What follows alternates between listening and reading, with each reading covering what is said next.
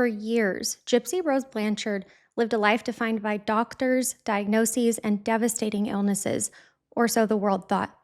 Confined to a wheelchair, fed through a feeding tube, and treated for countless conditions, Gypsy was the most heartbreaking picture you could possibly imagine of a sick little girl. But when her mother was found murdered in their home, a shocking truth unraveled. The illnesses were not hers, they were her prison. But is that still the case knowing what we now know today? Today, you're going to hear from a nurse's perspective this highly controversial case, but I will be deep diving into the healthcare aspects and new findings that may actually change your mind on this notorious case. This is the shocking true story of medical manipulation and a young woman pushed to her breaking point, which resulted in murder. But was Dee Dee Blanchard right the whole time?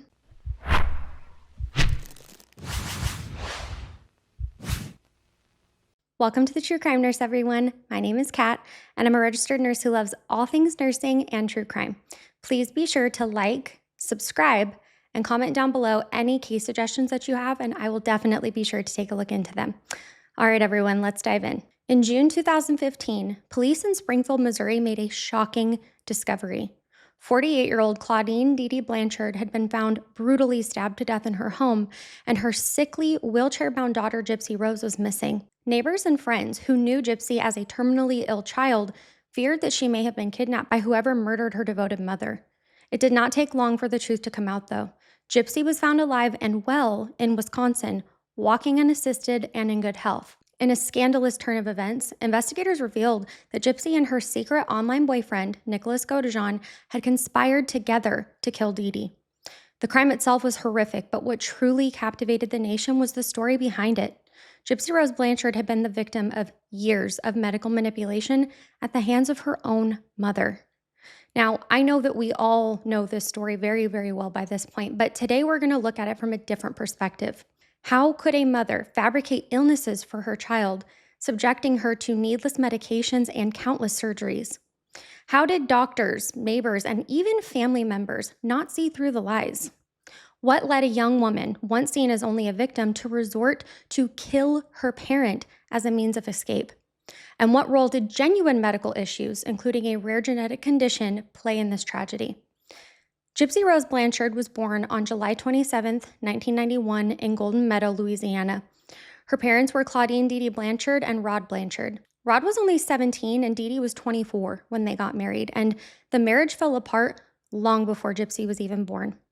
According to Rod, he realized that he, quote, got married for the wrong reasons, unquote, and separated from Dee Dee while she was pregnant. After Gypsy was born, Rod remained in her life just from a distance and would still send child support and some gifts, but Dee Dee had full custody, which meant she had full control.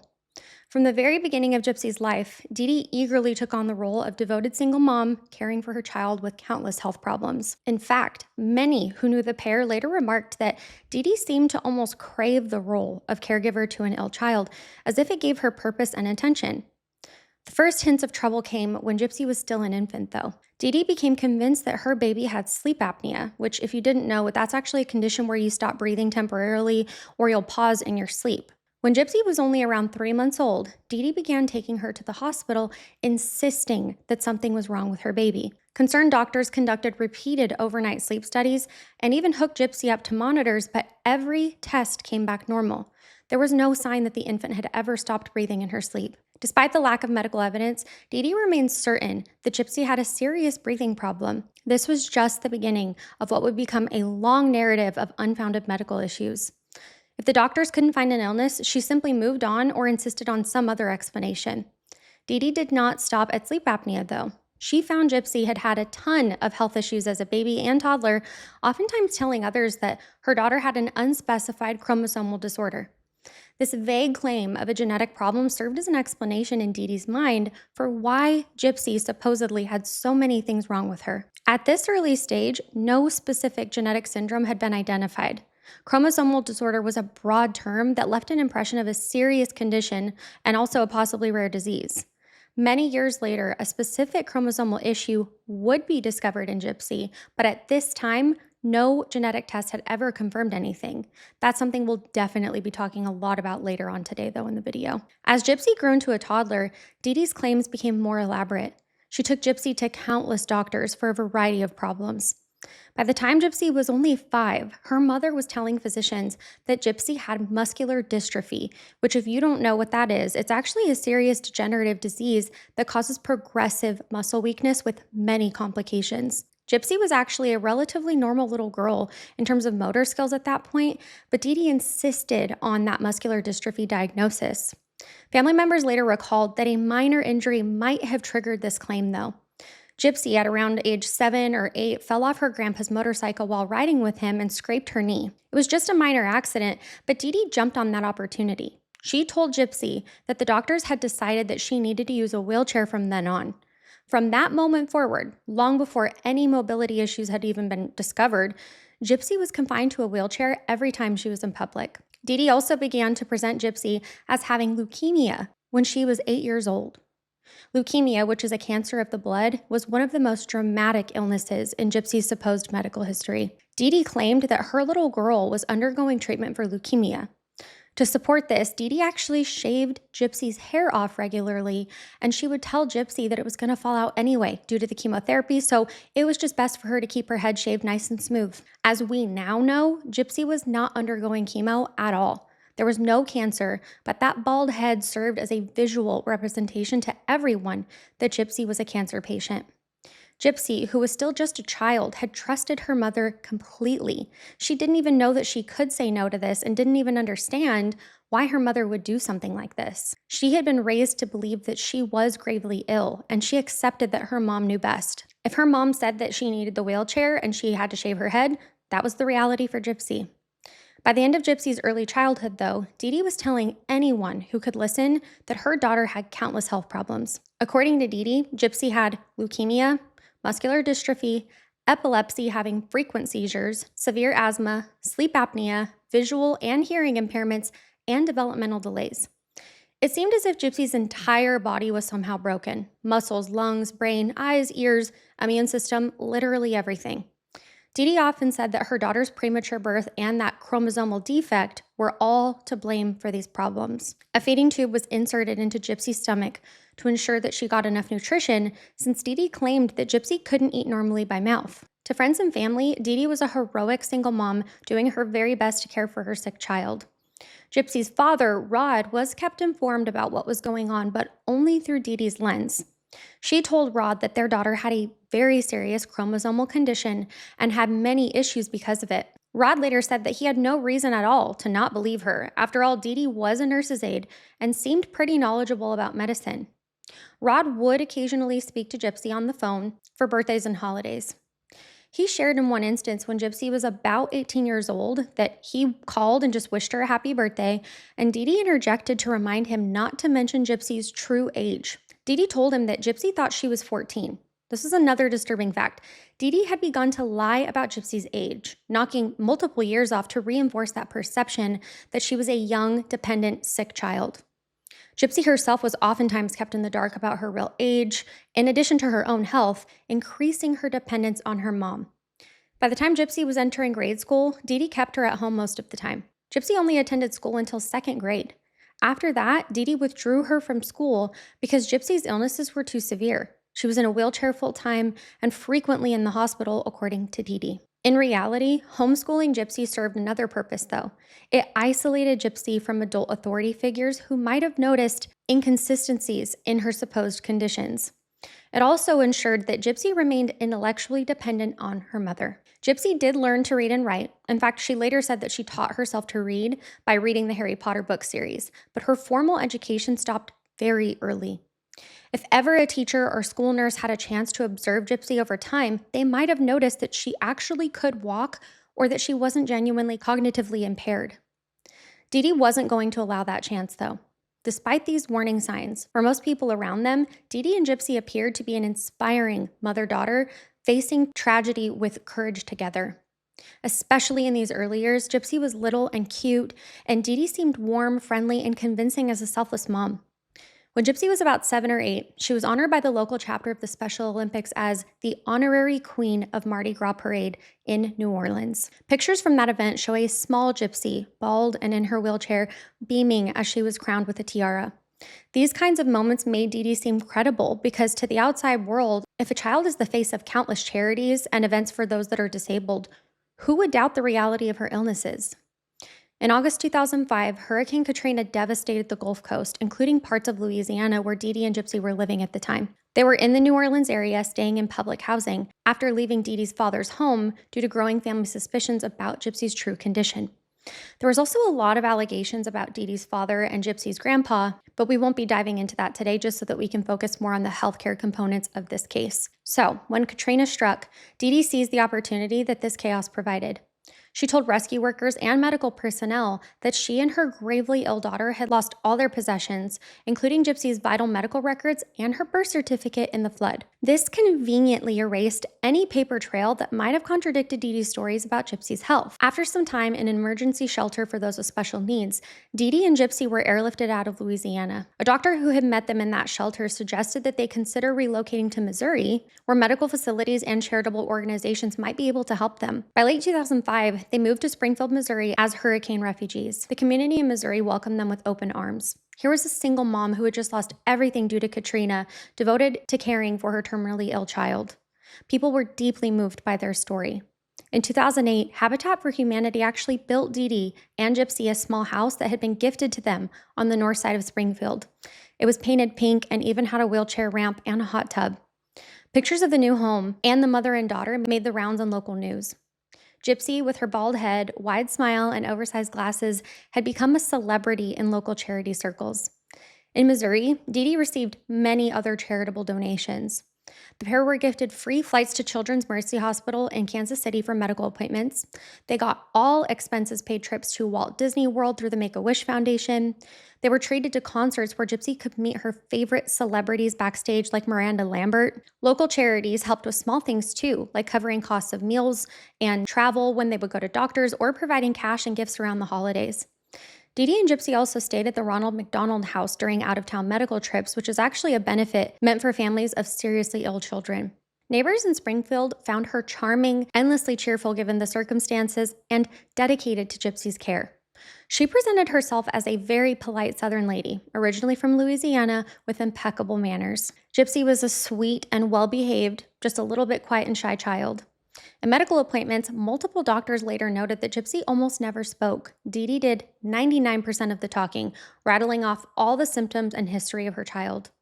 When Gypsy did speak, she had a very high-pitched, childlike voice. In my opinion, she still has this, but she would tell people that Gypsy's cognitive abilities were those of a 7-year-old, even when Gypsy was a teenager. This helped justify why Gypsy didn't speak up, and it meant that anyone interacting with them would just defer to Dee Dee for information.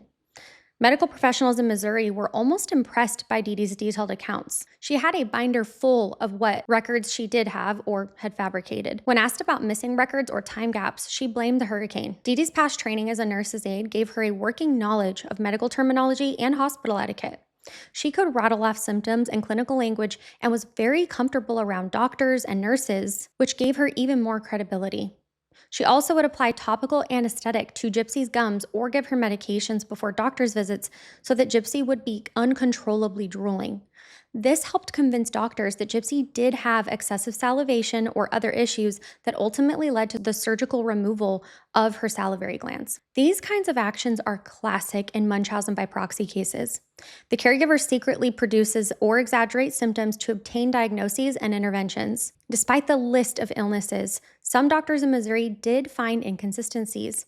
In 2007, a pediatric neurologist named Dr. Bernardo Flasterstein saw Gypsy and became immediately suspicious of the muscular dystrophy diagnosis. Gypsy then was about 15 or 16 when Dee Dee was saying she was 11 or 12. Flasterstein had Gypsy do some simple tests and observed that her muscle tone seemed completely normal. He ordered MRIs and blood tests, all of which came back normal. He said to Dee Dee, quote, "I don't see any reason why she's not walking," end quote. This line from a doctor was something that Dee Dee did not want to hear. She immediately became defensive and never returned to Flasterstein's office again. Flasterstein, however, took an extra step that would later become significant. He checked with Gypsy's previous doctors in New Orleans. He discovered that a muscle biopsy had been done years prior when Dee Dee first tried to get that diagnosis, and guess what? It had been negative. In other words, doctors had already got the evidence that Gypsy did not have muscular dystrophy. He also found out that, contrary to Dee Dee's claims, not all of Gypsy's records were lost in Katrina. That negative biopsy result had been recorded somewhere accessible to him. This clued him in that Dee Dee's story about lost records was at least partially fabricated. When he combined those findings with Dee Dee's behavior, Dr. Flasterstein started considering an unsettling possibility, that this might be a case of Munchausen syndrome by proxy, or MSBP. In his notes, he actually wrote that he suspected Munchausen by proxy, which is now also known as fictitious disorder imposed on another. He noted that Dee Dee was not a reliable historian of the child's illnesses and seemed to be deliberately withholding or falsifying information. Unfortunately, while Flasterstein identified the problem, he didn't take action beyond documenting his suspicions. Later on, he would explain that other physicians had actually warned him that accusing a caretaker of Munchausen by proxy can be really tricky and that he might not be believed anyway. He also mentioned that he thought that authorities wouldn't have enough evidence to act on it anyway, since from an outside perspective, Gypsy seemed really well cared for, and Gypsy herself, under her mother's thumb, was unlikely to speak up to confirm it. So Flasterstein did not report his concerns to social services or law enforcement, which sadly is a decision that he regretted when the truth came out in full in 2015. Not long after Flasterstein's encounter, an anonymous call was made to the Missouri Division of Family Services in 2009. The caller suggested that Dee Dee was lying about Gypsy's illnesses, using different names and birth dates, and that Gypsy was possibly in better health than what anyone thought. This prompted a welfare check by caseworkers. However, when two social workers visited the Blanchards' home, Dee Dee once again had an answer for everything. She explained away the inconsistencies. For example, she said that she used fake birth dates and alternate spellings of names to protect herself and Gypsy from a violent ex, painting Rod, the father, in a false bad light. Dee Dee also had paperwork read to show Gypsy's supposed diagnoses. Gypsy was in the room, quiet, small, and in her wheelchair, appearing very childlike. According to the reports, the social workers observed Gypsy and felt that she did seem to have some mental disabilities like Dee Dee described. They took Dee Dee's explanations at face value and closed the case. No follow-up actions were taken. That was the last chance for authorities to intervene before things spiraled into the eventual murder. In Springfield, neighbors continued to be charmed by Dee Dee, though.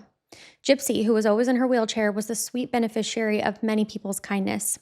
One neighbor who became a close friend was a young woman named Aaliyah Woodmansey. Aaliyah was about Gypsy's age, but believed Gypsy to be much younger due to the lies about her age. Aaliyah saw herself as sort of a big sister to her. Aaliyah's family and others would oftentimes help Dee Dee out by spending time with Gypsy, but never too long and never unsupervised by Dee Dee. Everyone just accepted that Gypsy had the mind of a child, even as her actual age was truly entering into adulthood. The Blanchards' life in Missouri looked like a story of triumph over adversity, honestly. They had escaped Katrina's wrath and landed in a place that truly embraced them. Dee Dee was oftentimes praised for her strength and sacrifice. Gypsy was admired for her bravery in the face of constant medical struggles. The reality, however, was that a web of lies was tightening around Gypsy. As she got older, there was more truth to hide. Dee Dee became more physically controlling to ensure that Gypsy remained dependent on her mom. Gypsy was physically very small and underdeveloped for her age, partially due to malnutrition.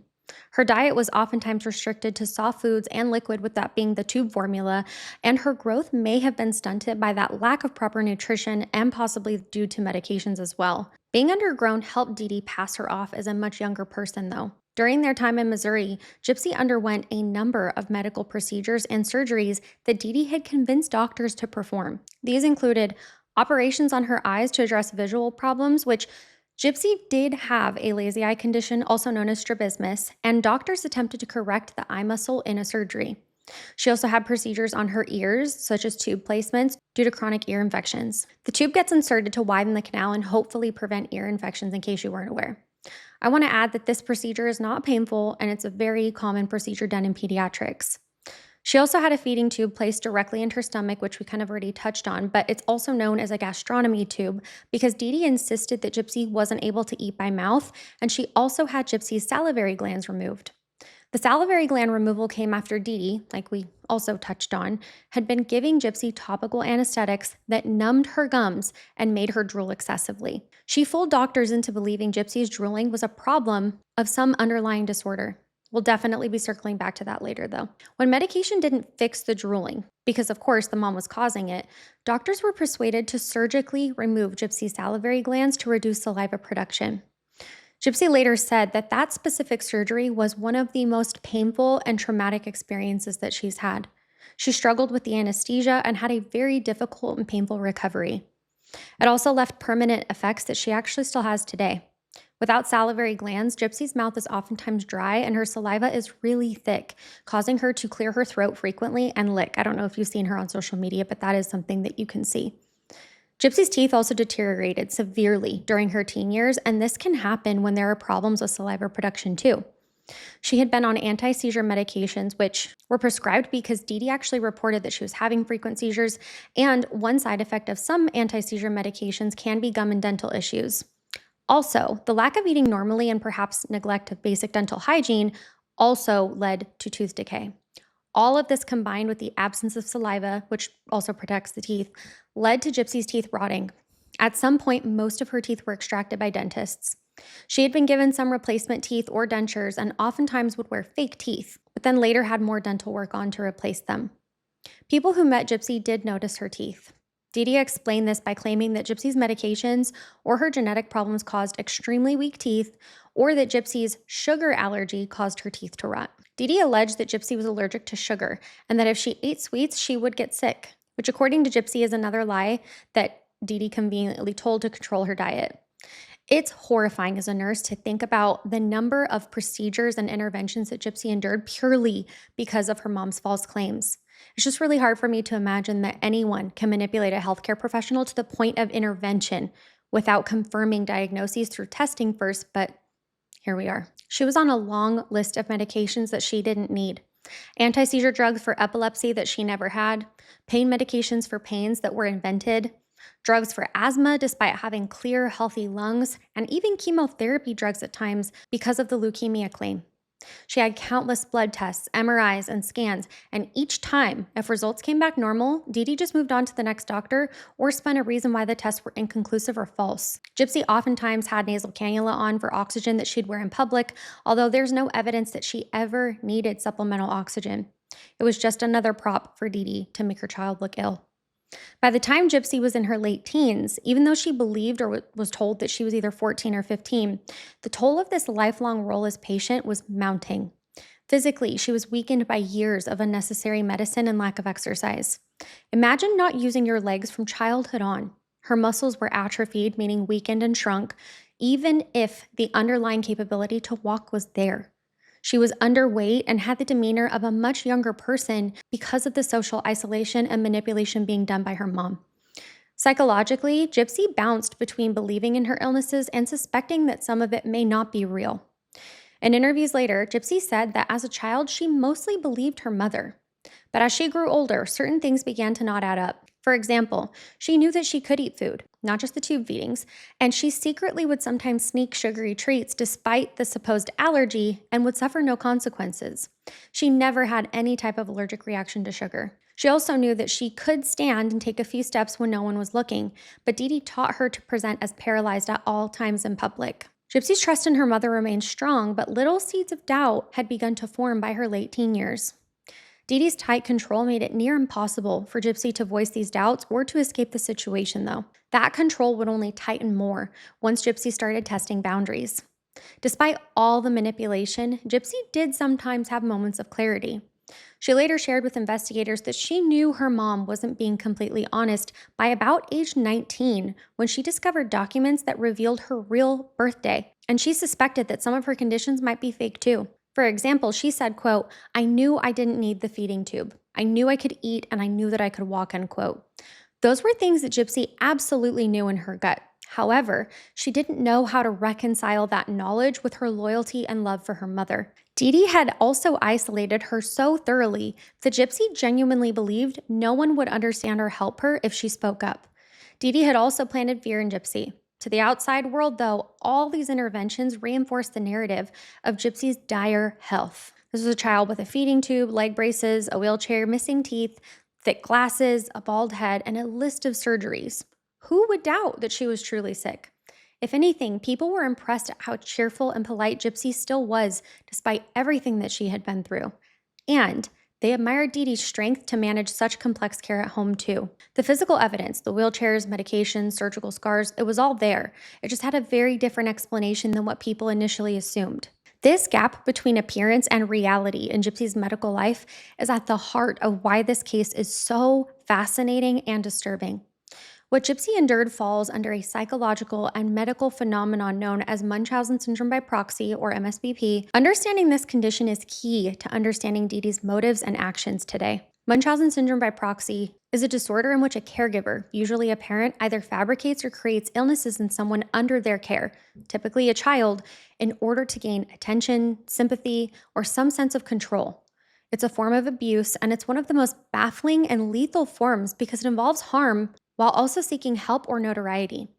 In Munchausen by proxy, the caregivers appear extremely devoted and attentive. They're oftentimes seen as the perfect parent, always by the child's side, tirelessly advocating for their health. Do you see why this could so easily fly under the radar? On a surface level, that comes off like a good parent. They tend to form close relationships with medical staff and can come off as very knowledgeable and cooperative and involved in their child's health. Underneath that facade, however, they are manipulating the child's health. This can range from lying about symptoms to tampering with lab tests to directly causing symptoms. An example of this would be when Dee Dee was using that numbing cream to make Gypsy drool. That led to a surgery. For the perpetrator, this reward is complex. They receive the emotional gratification of care and sympathy. People praise them for their dedication. They get attention from doctors and community members, perhaps even financial donations or other benefits. They also get a sense of control and importance. Managing a sick child's care can become their entire identity. In many cases of MSBP, the caregiver may have underlying psychological issues such as personality disorders, or they might have even been raised in this type of environment themselves. There's often history of deception and attention-seeking behavior long before even focusing on their victim, though. In Dee Dee Blanchard's case, nearly every classic feature of Munchausen by proxy was seen. Dee Dee was seen as the heroic caregiver. She portrayed herself as a single mom who gave up everything to care for her fragile daughter. This won her widespread admiration. She soaked up that admiration, and it became central to how she interacted with the world. People would comment, quote, "Dee Dee is such a wonderful mother. She does so much for Gypsy," end quote. And that was exactly the validation she was looking for. She manipulated medical professionals with lies and also had some genuine medical knowledge too to confuse the situation even further. Having worked as a nurse's aide, Dee Dee had enough medical background to use the right jargon and to guess what symptoms would lead to which tests and treatments. She could recite Gypsy's false medical history in great detail, which oftentimes convinces doctors because they assume no one could know or make up that much or even know the specifics unless it were true. When tests contradicted her, she had excuses or quickly removed Gypsy from that doctor's care. If a doctor showed any semblance of skepticism, she'd label them incompetent or simply never return, preventing continuity of care that might expose her. The biography of notes showed that medical tests oftentimes were inconclusive or inconsistent, but because the healthcare system is somewhat separated, no one put all the pieces together in time. Dee Dee basically ran a one-parent hospital at home for Gypsy, deciding what treatments she would get and which doctor's advice to follow or disregard. Dee Dee removed Gypsy from school and from contact with others who might grow suspicious. When they lived with family and the family questioned her, she moved away. In Missouri, she made sure that the entire social circle was essentially people who saw the facade: doctors, neighbors who accepted her story, charity folks who gave gifts and left. Gypsy had little to no chance to develop any kind of close friendship or relationship where she could confide in someone. The one person she did form a bond with, a neighbor Aaliyah, was carefully managed by Dee Dee and believed Gypsy was much younger, so Aaliyah didn't take some of what Gypsy said as these more mature thoughts or actions seriously, like for instance, when Gypsy later told Aaliyah about her secret online boyfriend. Dee Dee's personal history also hinted at fictitious disorder. It's not uncommon for MSBP perpetrators to have a history of seeking attention through illness themselves or previous acts of deception. Dee Dee, for example, had been suspected of things like poisoning her own stepmother. She also had a history of some petty crimes in her past, like writing bad checks, indicating a willingness to lie or cheat to get what she wants. When Dr. Flasterstein hinted at Munchausen by proxy by confronting her with normal test results, Dee Dee's response was to immediately cut him off. She did not express relief that her daughter might not have muscular dystrophy. Instead, she became angry and defensive and left. This reaction, being upset when told that your child is healthier than you thought, is a major red flag. Any normal parent would be overjoyed to learn a diagnosis was false for their child. An MSBP parent feels threatened because the illness is a part of their identity and their source of attention. After leaving Flasterstein, she told others that he was an ignorant doctor who didn't know what he was doing, and she kept taking Gypsy to other doctors who would continue treatments according to Dee Dee's plan. It is important to understand that Munchausen by proxy is very rare and also very hard to detect. Many doctors and even mental health professionals receive little training in it, and it is counterintuitive to assume that a parent could do this. If a child presents with unusual symptoms, the last thing any professional wants to consider is that the mother's doing it. Dee Dee capitalized on this. She essentially used the medical system as her tool, turning caring professionals into her accomplices. Cases of MSBP often only come to light when a child either dies or a third party tips off authorities to further investigate. In Gypsy's case, it only came to full light after the murder. Only when police looked into Gypsy's medical history post-2015 did they realize how fabricated everything was. The narrative had flipped. In the immediate aftermath of the murder, Sheriff Jim Arnott in Greene County announced to the press, quote, "Things are not always as they appear," end quote, cautioning the public not to donate to any GoFundMe for Gypsy until more was known. This cryptic statement came as investigators were starting to piece together that Gypsy was not sick at all. Neighbors who initially cried and set up funds for Gypsy's medical care were stunned when law enforcement told them that Gypsy had never been sick and could walk just fine. One expert who commented on the case later was Dr. Mark Feldman, a psychiatrist and one of the leading authorities on Munchausen by proxy and related disorders. He pointed out that Gypsy Rose Blanchard is probably the most extraordinary example of MSBP in modern times, given its length, the degree of deception, and the lethal outcome. Feldman said that for many years, people might have seen Dr. Flasterstein as a would-be hero for suspecting this, but he also criticized him for misunderstanding his obligations to report. An MSBP, as soon as you suspect it, you really should report it to protect the child. The reluctance to do so in Gypsy's case likely contributed to what happened. Understanding that Gypsy was living under Munchausen by proxy is crucial when we explore why, we're nodding our head, but why she felt murder was the only escape. Keep in mind, this doesn't justify what happened, but it does provide us context. From the outside, people might ask, why didn't she just run away or tell someone?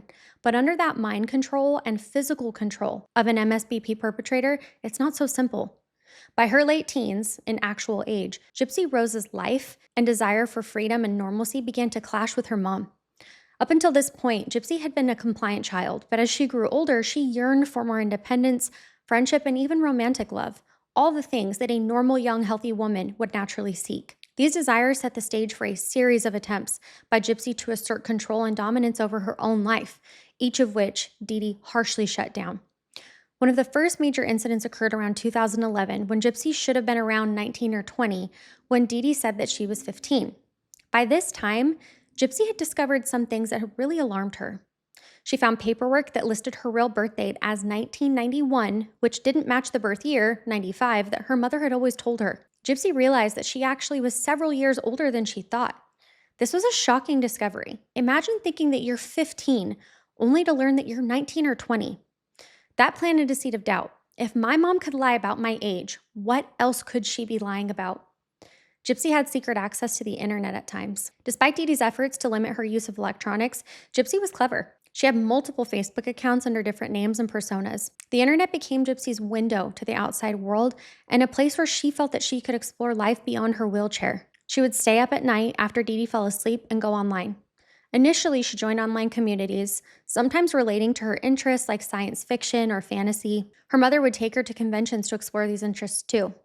At one of those conventions, though, Gypsy made a bold move. She had struck up an online friendship with a man named Dan who was about 35 and lived in another state.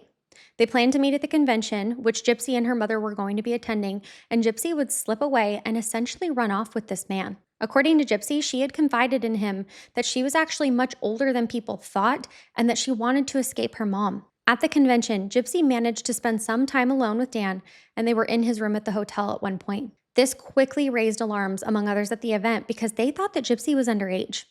People intervened and called her mother. Dee Dee was furious and terrified of losing Gypsy, and there are actually two different accounts of how exactly this all played out. In one version, Dee Dee showed up with documents, probably the false birth certificate showing Gypsy was younger, to the man and threatened to get the police involved for him being with a minor. The man then backed off, didn't want any trouble, and left Gypsy alone with her mom. In another version that Gypsy later gave, she said she had run away with the intention of going to Dan's house in Arkansas, leaving a note for her mom saying that she wanted independence. But Dee Dee tracked her down by contacting someone using phone data because Gypsy left her phone behind, which allowed Dee Dee to figure out her plan and where she was. Gypsy said she voluntarily went back with her mother after Dee Dee promised that she'd let Gypsy continue to see Dan, a promise that was obviously a ploy just to get Gypsy back home. Regardless of which scenario is true or really happened, the aftermath was the same. Dee Dee was enraged that Gypsy had tried to escape. Once they were home, Dee Dee severely punished Gypsy. She stated that Dee Dee smashed their laptop with a hammer, as well as Gypsy's cell phone, which basically cut off her access to the outside world once again. Then, Dee Dee allegedly took physical restraints, either a dog leash or tether or handcuffs of some type, and restrained Gypsy to her bed for up to 2 weeks. During this time, she kept Gypsy on a minimal diet. Gypsy says that she was not allowed to move freely, and her mother's message was crystal clear. Do not ever try to run away again or defy me. To psychologically trap her, Dee Dee told Gypsy that she had gone to the police and filed paperwork claiming that Gypsy was mentally incompetent, like we already touched on earlier. After all, everyone around her did treat her like she was a child and maybe had the mind of a child, so why would they listen to her? And she had just had the experience where people intervened at that convention not to save her from her mother, but to return her to her mother, thinking that she was the one in the wrong for being with an older man. That reinforced the sense that her mother held all the power in any situation involving other people. This 2011 escape was a turning point. Gypsy became more frightened of her mother, but also more determined that she needed to find a way out. One startling action that Gypsy took out of desperation was an attempt to kill her own mother. Around 2013, Gypsy got a hold of her mother's laptop and did something unusual. She researched online how to kill someone. At one point, she found information about poisons, and she reportedly thought about poisoning Dee Dee, but she was worried she couldn't find or administer poison effectively. Instead, she got her hands on her mom's medications. Dee Dee was on some medications herself, so Gypsy just took those pills, ground them up, mixed them into a drink, and then gave them to her mother in hopes of an overdose or, at minimum, helping her to fall into a deep sleep so that she could escape. Dee Dee did fall asleep, but she woke up sick and groggy, realizing something odd had to have happened. When she confronted Gypsy, Gypsy confessed that she did try to drug her mom to escape. This led to yet another confrontation. I also found that in some reports, Gypsy thought that a BB gun was real and at one point attempted to shoot Dee Dee with it. She fired it at her mother. The BBs just caused minor injuries like welts and cuts, but Dee Dee later claimed that those injuries were actually from an attempted burglary at Walmart that went wrong. Basically, she covered up what actually happened whenever asked about it. It appears Gypsy's attempts to physically harm her mother never went further at that time, but they show that by 2013 to 2014, Gypsy was contemplating something extreme. During this tense period, Gypsy's secret life online took a pivotal turn. In 2012, on a Christian Singles Facebook page, Gypsy met Nicholas Godejohn. Nick was a young man from Big Bend, Wisconsin. He was 23 in 2012. Nick had his own challenges, though. He was on the autism spectrum and had some developmental and mental health issues. More on that later, though. And he led a somewhat lonely life, spending most of his time online. For him, meeting Gypsy, even just virtually, was really exciting. And for Gypsy, Nick was a literal lifesaver in her mind. Someone who liked her for who she was and someone who wasn't turned off by her illnesses. Gypsy and Nick's online relationship quickly became intense. They would spend hours chatting, sharing dreams and fantasies. One aspect of their relationship was sexual and notably ventured into roleplay. But it is known that Nick was fascinated by the idea of being Gypsy's hero or dark side who could take care of her problems for her, which will become significant later. Over the next couple of years, from 2013 to 2014, Gypsy managed to maintain this secret long-distance relationship with Nick. Neighbor Aaliyah, who was Gypsy's closest friend, eventually found out about Nick because Gypsy had confided in her a little bit about him. Gypsy told Aaliyah that she had an online boyfriend and that she was in love with him. Aaliyah was alarmed, not because of who Nick was, because she didn't know him, but because she thought that Gypsy was only 15 and way too young for a serious relationship. Aaliyah tried to discourage Gypsy gently, thinking that maybe Nick was some predator grooming a disabled underage girl online. Aaliyah had no idea that Gypsy was actually an adult or how desperately Gypsy was clinging to this romance as a lifeline. Aaliyah did mention to Gypsy that this all sounded like fantasy and that nothing would come from it, though. Gypsy and Nick had even talked about future plans. They discussed eloping and even future babies. Fun fact, the name that they chose together was Aurora, which is now her baby's name currently. For Nick, the idea that this beautiful, sweet girl was trapped by a cruel mother became like a story where he could become her savior. At some point, their conversations led to the idea of killing Dee Dee as the solution to their problem. Before jumping into the murder, one attempt was made to have Nick and Gypsy connect in person. In March 2015, they orchestrated a meeting by chance. Gypsy told her mom that she had a friend, Nick, who she had met on a Christian site that also loved Disney movies. Conveniently, the live-action version of Cinderella was coming out, so Gypsy begged her mother to take her to the theater to go see it. She tipped off Nick about which theater and showtime they would attend in Springfield.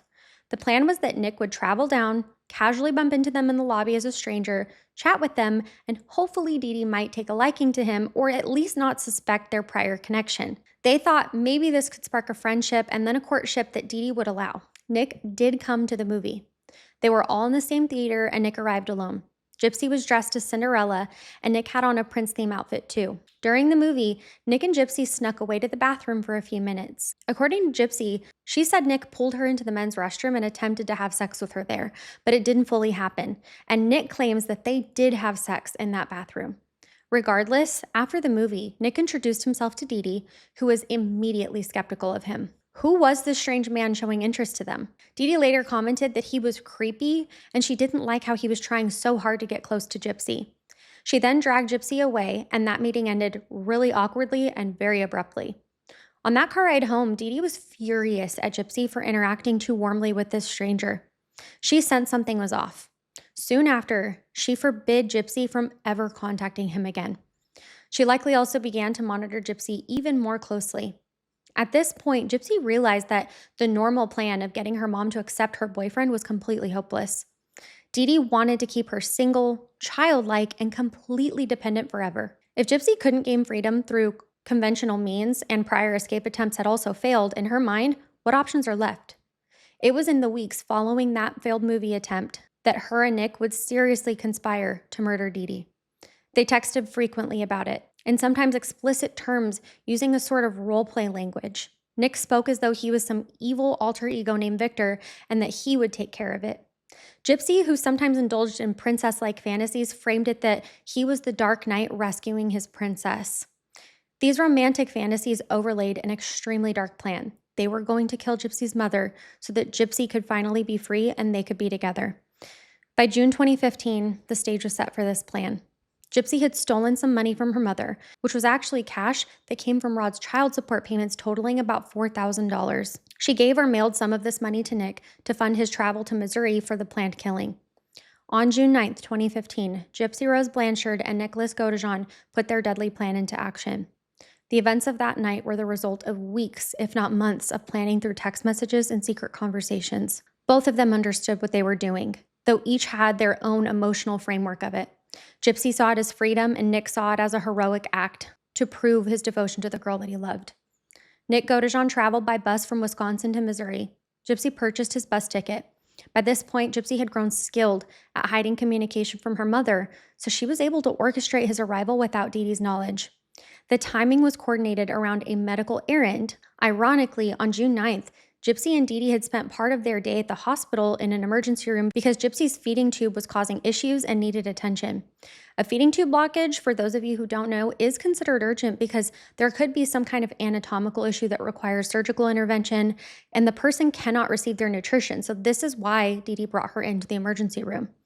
This meant that Dee Dee might be extra tired by that evening, which is something that Gypsy was counting on, and also that Nick could slip into town with Gypsy knowing her mother's schedule. Later in the evening, after Gypsy and Dee Dee returned from the hospital and Dee Dee went to sleep, Gypsy let Nick know that it was time. Gypsy quietly unlocked the door of their small pink bungalow and let Nicholas Godejohn into the house. Gypsy handed Nick some items they had previously agreed upon: a roll of duct tape, a pair of gloves, and a large serrated knife. In their planning, Nick wanted to have gloves to avoid leaving fingerprints and tape to possibly silence Dee Dee if necessary. According to Gypsy's later testimony, at this moment, she was both sure that this was the right thing to do and terrified. She knew what was about to happen.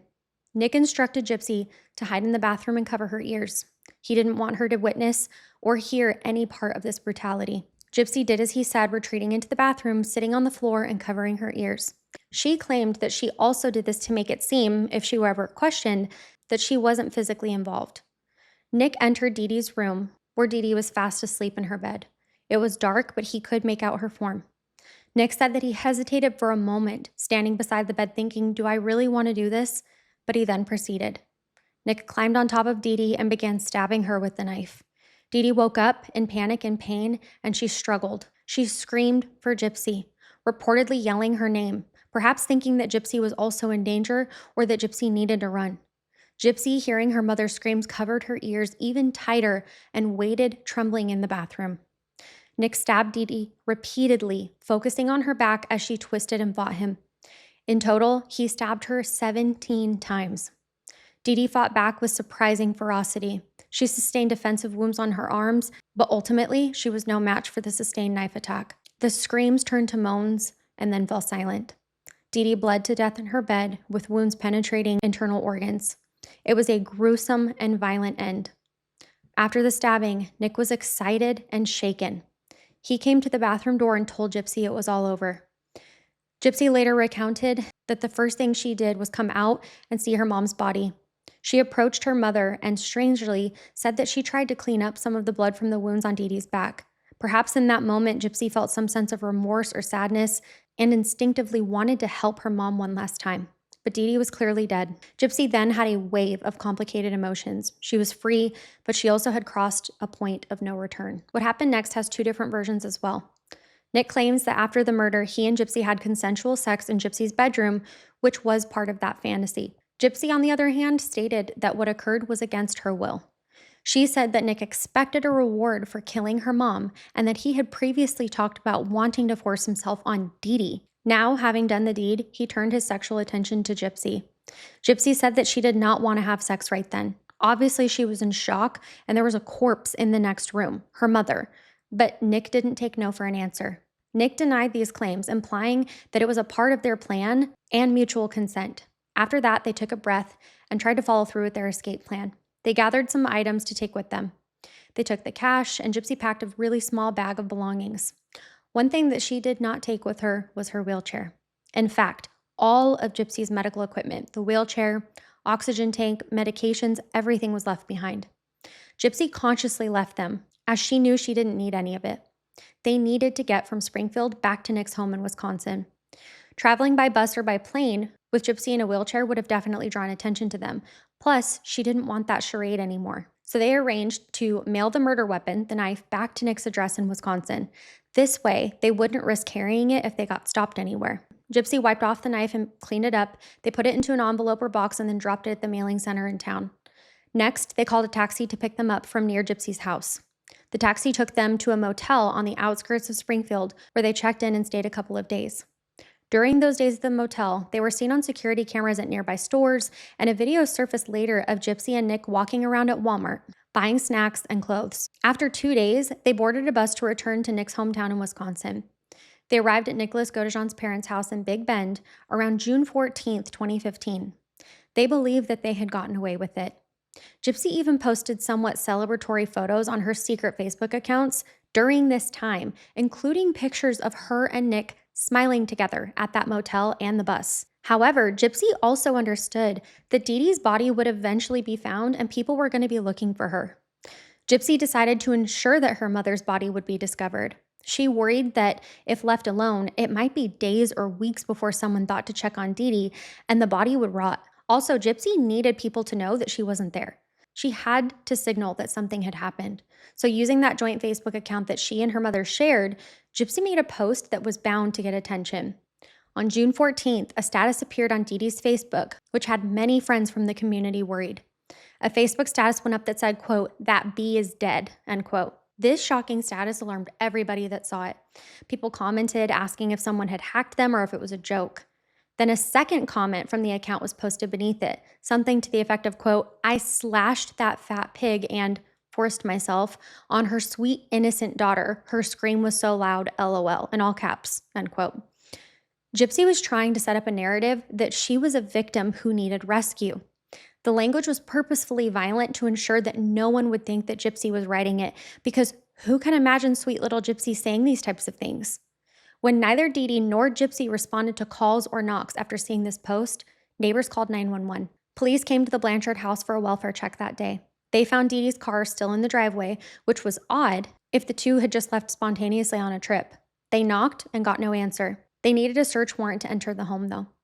A neighbor volunteered to climb through a window to check while they were waiting for that warrant, and he saw through an interior door the grisly scene of Dee Dee's lifeless body laying in her bed. Once the warrant was in hand, the officers entered fully and confirmed that Dee Dee was deceased, apparently murdered, and that Gypsy was nowhere to be found. They immediately treated Gypsy like an abducted child by whoever the murderer was, given the Facebook posts. This kicked off a multi-state missing child alert. Even though Gypsy was actually an adult, she was a disabled missing person in the eyes of the law, and time was of the essence. Using the information from Aaliyah, who told police about Gypsy's secret online boyfriend and even gave them his name, law enforcement traced that threatening Facebook post through the IP address. It led directly to Nicholas Godejohn's residence in Wisconsin. Within a day of discovering the body, police in Waukesha County raided the Godejohn home. They found Nick and Gypsy inside, and both surrendered without incident. Neighbors on the scene saw Gypsy walking out on her own, which was the first shocking visual confirmation that she could walk just fine. At the police station, initially Gypsy tried to stick to the story that she had been kidnapped, but confronted with the evidence, she soon confessed to her role in the planning and to encouraging Nick to do it. In a recorded interrogation, when an officer gently told Gypsy that her mother was dead, Gypsy's reaction was telling. She let out a little gasp with no tears and said, "She is?" The officer confirmed, and Gypsy simply said, "Good." That one word, good, speaks volumes about Gypsy's state of mind then. She felt no sorrow that her mother was gone.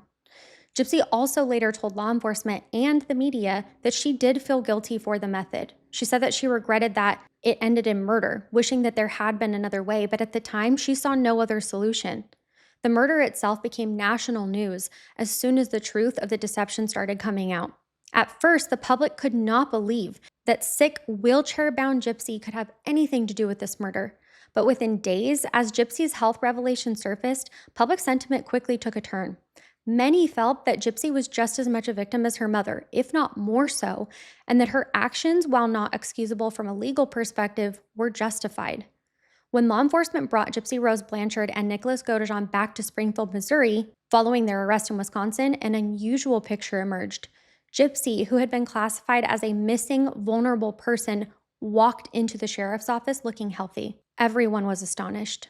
The community that had rallied behind the sickly, wheelchair-bound Gypsy now had to grapple with the revelation that she had never been truly ill to begin with. The narrative flipped rapidly from finding the disabled girl's abductor to the disabled girl was never disabled. Gypsy was checked by doctors while in custody, and they concluded that she was overall really healthy. She was underweight and had some dental issues, but had no signs of leukemia, no muscular dystrophy, and no active chronic illnesses at all. We still have a plot twist coming though, so bear with me everyone, don't go yet. Sympathy started to shift towards Gypsy, despite the nature of the crime that she was involved in. This was a young woman who had been so mistreated that many could understand why she felt driven to such an extreme version of escape. The police and prosecutors began piecing together the history leading up to the murder. They found the text messages between Gypsy and Nick, many of them explicit and incriminating. Those texts left no doubt that Gypsy was a participant in planning Dee Dee's death. So, while Gypsy was a victim of years of abuse, in the eyes of the law, she was not simply a kidnapped victim in this murder. She had agency and culpability. However, Greene County prosecutors also understood that this was no typical murder case. They charged Gypsy Rose Blanchard with second-degree murder and armed criminal action. This indicated that they believed that she did not directly kill her mother, which she didn't, Nick was the one stabbing, and that there were mitigating circumstances. Second-degree murder in Missouri implies, quote, knowingly cause death without premeditation, end quote, or being an accomplice to murder. Nicholas Godejohn, on the other hand, faced first-degree murder charges or premeditated murder and armed criminal action. As the person who carried out the physical stabbing and with clear evidence of planning, he was in a much tougher legal position if he were to go to trial. In 2016, Gypsy Rose accepted a plea bargain. She pled guilty to second-degree murder in exchange for a 10-year prison sentence. Given the severity of murder, 10 years was a lenient outcome. It's reported that during that plea hearing, Gypsy was very soft-spoken, sometimes smiling politely, and far healthier looking than she had ever appeared before while under her mother's care. In fact, one consistent observation was that in jail, away from her mom, Gypsy actually gained weight, a healthy amount. Her hair grew out thick and brown, and she seemed vibrant, which was a stark contrast to the pale, thin, bald-headed girl that we knew before. This visible transformation further stressed how much better off she physically was without Dee Dee. Gypsy's family, particularly her father Rod and stepmother Christy, stood by her side once they learned the real truth of what had happened. Rod admitted that he felt guilty that he hadn't seen through Dee Dee's lies. He had truly believed that Gypsy was sick all those years. But upon learning of the fraud and treatment, he and Christy became very supportive of Gypsy, visiting her and advocating for her and everything that she had suffered through. They and others felt that prison was ironically the first place Gypsy had actually experienced freedom, structure, and proper care. Nicholas Godejohn, however, chose not to take a plea and instead went to trial in 2018. His defense team strategy was to argue diminished capacity due to his autism spectrum disorder and other mental limitations. He was not able to fully deliberate or premeditate the murder in a way that was required for first-degree conviction. Essentially, they weren't claiming that he didn't do it. They were trying to get a lesser conviction, like second degree like Gypsy or manslaughter, by saying that he had impaired judgment and was manipulated by Gypsy. At Nick's trial, both prosecution and defense acknowledged the bizarre circumstances. Gypsy herself testified as a witness for the defense. She was brought from prison to testify about how she was the one who asked Nick to kill her mom.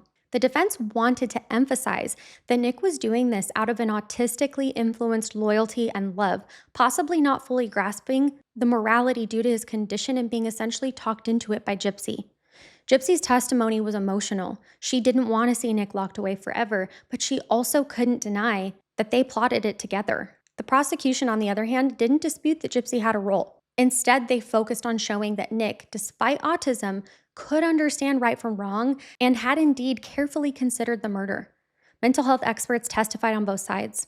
A psychologist for the defense, Dr. Kent Franks, said that Nick was on the spectrum disorder, had an IQ on the much lower side of average, and had trouble with executive functioning and social understanding, which could limit his ability to plan and understand the consequences of his actions. The prosecution's expert, Dr. Robert Denny, countered that while Nick does have autism, he still demonstrated enough capacity to have made deliberate choices. He wasn't hallucinating or unaware. He methodically carried out those steps, which shows that he could understand the crime. In November 2018, they found Nicholas Godejohn guilty of first-degree murder and armed criminal action. He was automatically sentenced to life in prison without the possibility of parole for murder, plus 25 years for the armed criminal action. Missouri did not seek the death penalty against him. After the trial, some jurors commented that it was a sad case, but they did feel that Nick knew what he was doing. The judge in the post-trial hearings also denied an appeal about how the defense was handled. Nick later filed appeals claiming ineffective counsel, particularly that his lawyers didn't call a more specialized autism expert to really dig into his diminished capacity. As of now, so 2025, Nick remains in prison and has exhausted many of his appeals, though he did recently file a new one in 2023, arguing that his counsel should have done more to emphasize his mental condition. Gypsy, meanwhile, was quietly serving her sentence at a women's prison in Missouri. She became eligible for parole after serving 85% of those 10 years. At the end of 2023, after 8 years served, Gypsy was released on parole. She was 32 years old at the time. Her release was highly publicized, and many felt that she had already served enough time and were happy to see her get another chance at normal life. Post-release, Gypsy has expressed that she wants to help others by sharing her story and spreading awareness about MSBP. She also gave an interview where she said that while she regretted the murder deeply every single day, she believed that in some twisted way it saved her life because had she stayed, she might have died at her mother's hands eventually or by her own despair. She also said a striking statement, that prison for her was liberating. In one interview, Gypsy said that she felt freer in prison than she had in her whole life living before. Now that we've covered the crime and touched on the legal proceedings, we need to talk about two major elements in this case that may change your mind. Gypsy's legitimate medical condition, the microdeletion syndrome that was eventually diagnosed, and the mental health components of this case. These topics will help us to understand the case in a fuller context, far beyond the storylines. One of the most intriguing twists in Gypsy Rose Blanchard's story is that despite all the fabricated illnesses, she actually did have a real medical condition, one that went undetected for years. In 2017, while Gypsy was in prison, and possibly even earlier according to other reports, doctors discovered that Gypsy did have a chromosomal abnormality known as 1q21.1 microdeletion syndrome. This is a rare genetic disorder, only first identified by medical research in 2008, which involves a tiny missing piece on the long arm of chromosome 1. To break down the terminology a little bit further, humans have chromosomes that carry our genes, and they're all numbered. The 1q21.1 locus refers to a specific location on chromosome 1, and the Q is the long arm of the chromosome, region 21.1. A microdeletion means that a small chunk of genetic material in that specific area is absent. Because our chromosomes come in pairs, having a deletion means that one of the pairs is missing that segment, so genes in that segment may only be present in one copy instead of the usual two, potentially causing different developmental issues. 1q21.1 microdeletion syndrome is rare, and its effects can vary widely from person to person. Documented traits in those who have it include developmental delays, both physical and intellectual, some minor dysmorphic features like subtle differences in facial structure, and a higher likelihood of neurological and psychiatric disorders like autism spectrum traits, ADHD, and anxiety. Some people with microdeletion have congenital abnormalities. For example, some might have heart defects or vision problems, but others can be quite mild and often go undiagnosed. It's known for a high degree of variable expressivity, meaning it doesn't look the same in each patient. For Gypsy, being diagnosed with 1q21.1 microdeletion after everything was a bittersweet revelation. On one hand, it provided validation that something was indeed different about her biology, possibly contributing to some legitimate health issues or developmental issues that she had. On the other hand, it doesn't justify or explain all the extreme illnesses that her mother claimed.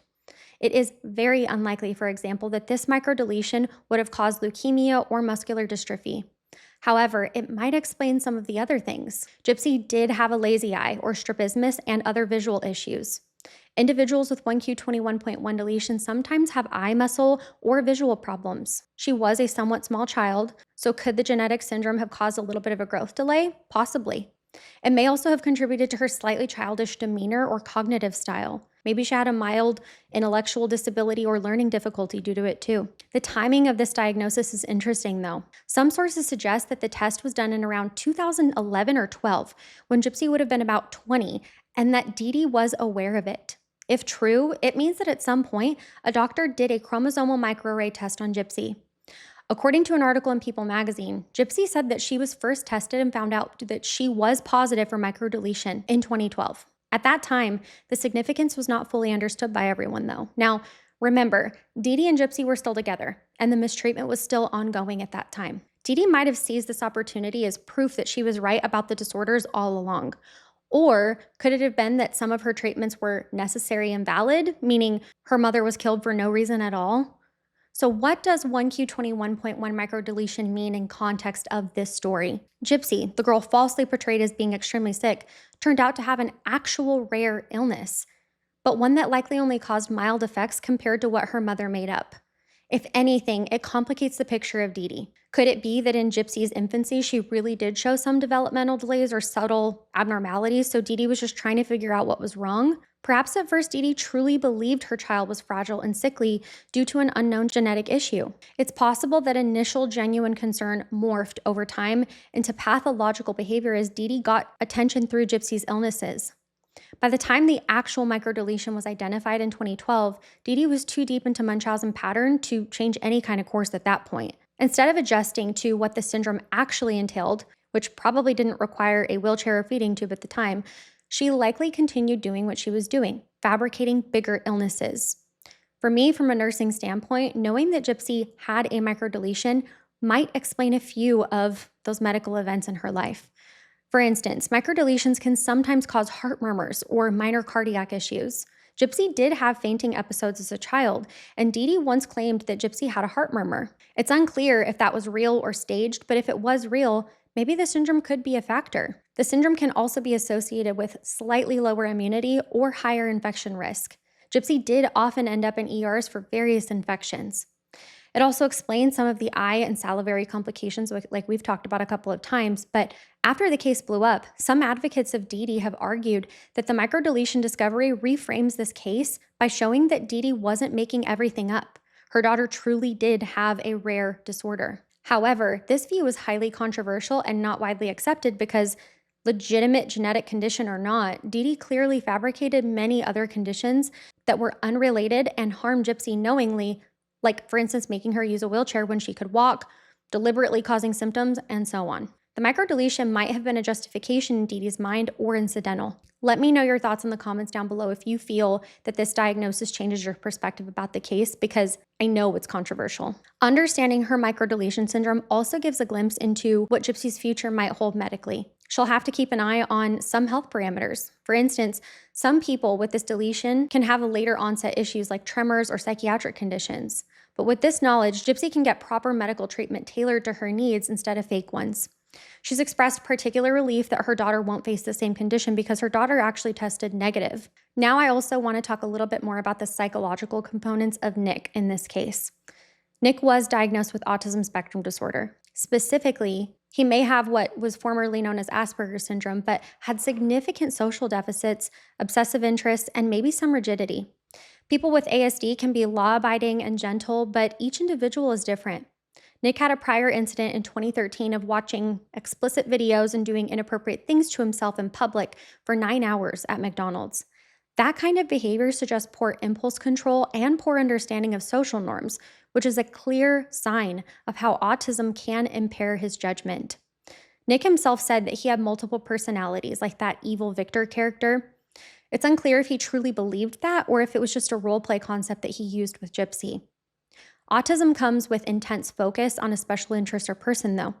Nick's special interest became Gypsy and being her boyfriend and her savior. People on the spectrum may also struggle to empathize fully or to imagine others' perspectives. In Nick's case, he may not have fully understood the horror of murder, especially if he was framing it as a hero fantasy. He said at one point that he was willing to do anything for Gypsy, which in his mind proved his love. That black and white thinking can be an implication of autism, unfortunately. However, autism does not equal violence. Nick's act was influenced by Gypsy's coaxing, his own fantasies, and poor judgment more than anything inherent to autism. The trial's rejection of his diminished capacity claim suggests that he did understand what he was doing was illegal and wrong. He just prioritized Gypsy's wishes over the law. From Nick's perspective, he's given some interviews expressing that he feels betrayed, that Gypsy's free after 10 years and he's likely in for life. He even says that he still loves her, but is hurt that she used him. I think we can all agree that this case is extremely complex and that this is a sad outcome because he also, in a different way, is socially stunted and manipulated too. Dr. Franks found Nick to be confirmed as autistic and perhaps also had diminished capacity, but the legal question was whether or not it reached the bar for not being fully responsible. It didn't, but that doesn't mean that his autism wasn't significant in this case. It just means that the law does not excuse you for that. However, in sentencing, they didn't even attempt to give Nick the death penalty. They gave him life, which is severe but not capital punishment. Nicholas Godejohn's outlook is not the same as Gypsy's. He is in prison possibly for life, though he continues to apply for appeals. Prison for someone with autism is probably very isolating, and I'm sure he's struggling socially there. He may cling to fantasies or past attachments, for example, like he still speaks that he cares for Gypsy.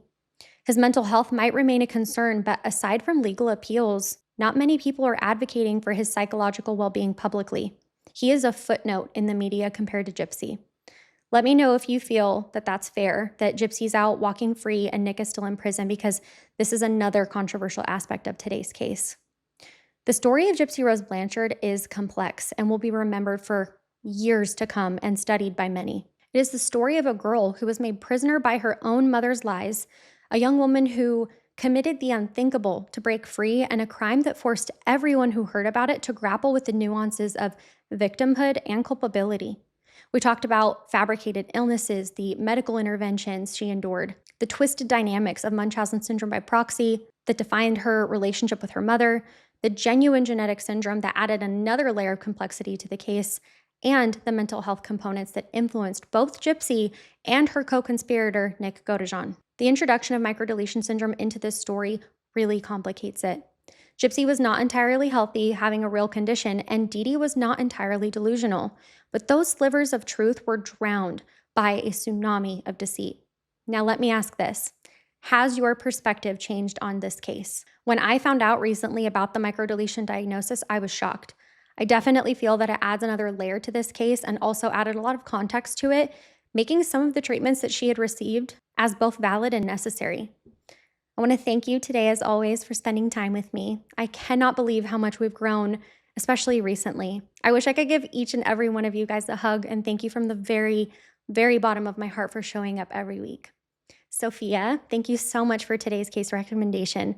You were so patient waiting for your Munchausen syndrome by proxy case, so I look forward to hearing your feedback on it. Let me know what you think. Everyone, please be sure to take extra great care of yourselves this week. Nurse's orders. Oh, don't forget to drop a boo butterfly in the chat as our sacred handshake. Okay, I'll see you guys next weekend.